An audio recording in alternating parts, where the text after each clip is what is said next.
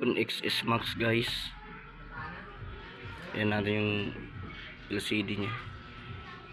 Ito guys yung dalawa niyang tornilyo. Dapat talaga guys may pang iPhone dapat kayong pambaklas. Para hindi masira yung ano nya, yung thread nya. Ayan guys. Okay. Ganyan lang guys pag-assemble nito. Disassemble. Ayan. iPhone XS Max. Message lang kayo guys kung gusto niyo magpagawa ang ating Facebook, Dominic Bordeos Virgo. Search nyo lang guys sa Facebook. Dito lang tayo guys sa Pandakan, Malina. Dito lang sa may Carino Avenue, Pandakan. Ayan guys iPhone XS Max. Hindi na ako yun eh. Ako na ito mo.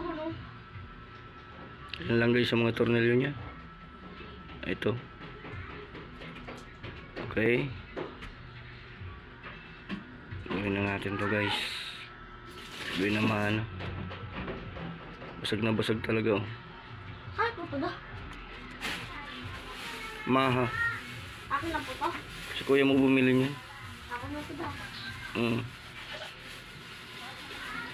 Alam niyo na to guys kung paano gawin. No? Yan lang naman tornilyo niyan. Ito yung kanyang LCD.